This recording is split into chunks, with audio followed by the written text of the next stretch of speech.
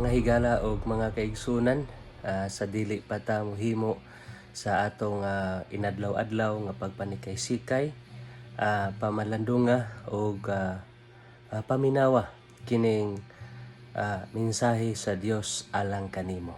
Matud pa sa usa ka alawiton mga kaigsunan, nagingon dinhi, way makalabaw sa gugma ni Jesus, ang akong pagkamatarong dili magpulos, ug sa panahon sa akong pagtawag,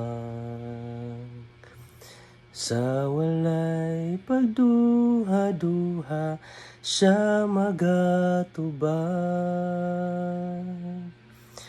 Ingon ani kanindot ang ato nga Ginoo mga kaigsuonan ug mga kahigalaan. Atong ibutang kanunay sa tong tagsa-tagsa ka mga hunahuna ug kasing-kasing nga walay makalabaw sa dako nga gugma sa Dios alang kanimo ug kanako. Kay sa unsa man di ay gipakita sa Dios nga ikaw bililhon siyang atubangan. Kung atong tan-awon diha sa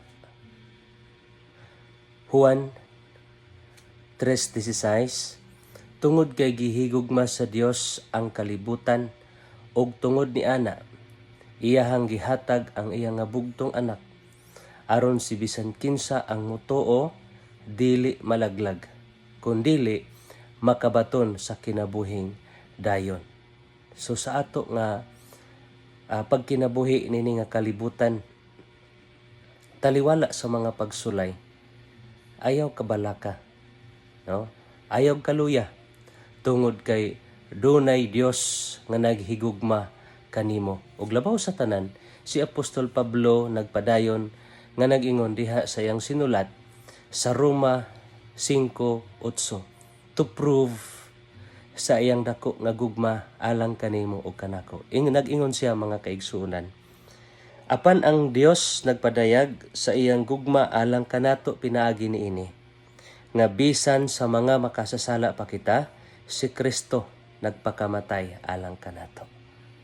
So, ayaw kawala sa paglaom, padayon nga magkinabuhi, nga matinud-anon ug magmatinumanon sa sugo sa Ginoo ug magmasaligon sa iyang mga saad. Tungod kay ang gugma sa Dios mga kaigsunan ug mga kahigalaan wala gyud makalabaw.